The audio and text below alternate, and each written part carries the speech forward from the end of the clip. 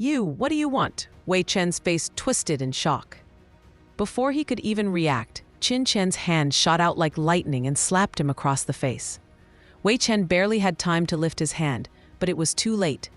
The blow carried pure qi, and bang, he was sent flying through the air. Blood splattered from his mouth as he crashed to the ground like a rag doll, half his face swollen and blue. Wei Zhen, standing to the side, felt his legs go weak. His body chilled as he watched his elder brother get humiliated. He wanted to run, but Qin Chen blocked every possible escape. "You dare hit me? Do you know who I am?" Wei Chen screamed, rising with fury, eyes blood red, looking like a wild beast cornered and enraged. Anger, rage, and unprecedented humiliation boiled in him. From childhood until now, he had never felt so insulted. He wanted to strike, to end Qin Chen then and there.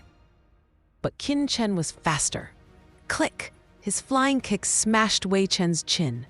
Blood, saliva, and sweat sprayed across the floor as Wei Chen collapsed, convulsing violently. "Your name is Wei Chen?" Qin Chen said coldly, stepping forward. "I'll give you a chance this time. Next time, I won't hold back."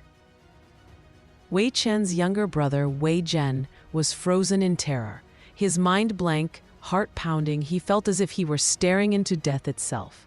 Fear radiated from Qin Chen's eyes, like sharp swords piercing his soul.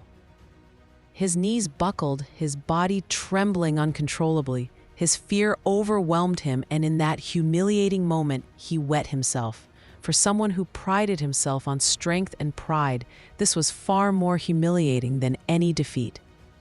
Before he could react, Qin Chen's kick landed squarely on Wei Zhen's elixir field. He screamed in pain and nearly fainted from the force. Panicked, Wei Zhen scrambled toward the door, desperate to escape. "I'll never dare again. Please, Lord Chen, let me go." Qin Chen's gaze was cold, unyielding. "You're not even as good as an animal?" ? Another merciless kick sent Wei Zhen flying across the room. He crashed to the ground with a thud, unconscious, completely defeated. Qin Chen smiled coldly. He hadn't killed Wei Chen or Wei Zhen, but their elixir fields had been seriously injured by his true qi. When they woke up, they might not notice immediately, but their martial progress in this life was effectively blocked. Turning back, Qin Chen helped Tian and Ying to their feet, massaging their shoulders and arms. A warm current flowed through their bodies. The bruises and swelling gradually faded, and their stiff muscles relaxed. "Qin Chen, you're incredible," Tian and Ying murmured, still stunned. They had no idea how Qin Chen had done it. The speed, the skill, the mysterious energy. "You should go back and rest. These two won't dare to cause trouble again," Qin Chen said lightly. They still worried about him. But Qin Chen, what if Wei Chi-ho finds out about this? Once he knows his son Wei Chen was beaten, Qin Chen waved off their concern. "I'll be fine. Focus on recovery." He then handed them 2 simple cultivation techniques, teaching them how to use them in just a few moments. Tian and Ying had been stuck at the peak of the early human level, and this small boost could push their cultivation further. "You'll understand how to use them when you practice," Qin Chen said, smiling faintly. Even though he had been betrayed by Feng Xiaoyu in his past life, he still believed in friendship. He wouldn't turn away this time. After seeing them off, Qin Chen returned to his mansion, deep in thought.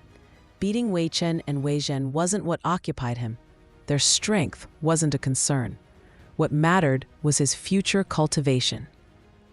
Rebuilding his meridians had elevated his power, but the resources he needed to continue practicing the 9-star divine formula were enormous, many times more than ordinary martial artists. Money, though not everything, was essential for a warrior. In the past, all his martial arts funds came from his mother, Qin Yueqi, but her position in the Qin family was weak, and support was limited.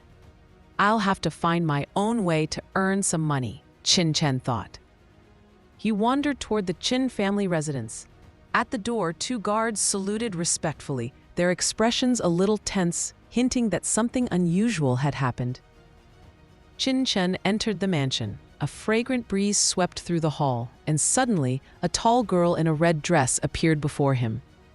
She looked about 18 or 19 years old, young yet striking. Long black hair framed her bright, sharp eyes, sharp nose, and deep red lips. Her fair skin seemed almost translucent, giving her an aura of youth and vitality that made her presence impossible to ignore. Yet her eyes were filled with worry and anxiety, as if something urgent and troubling had just occurred. Who was she, and what could have happened to leave her so tense and uneasy?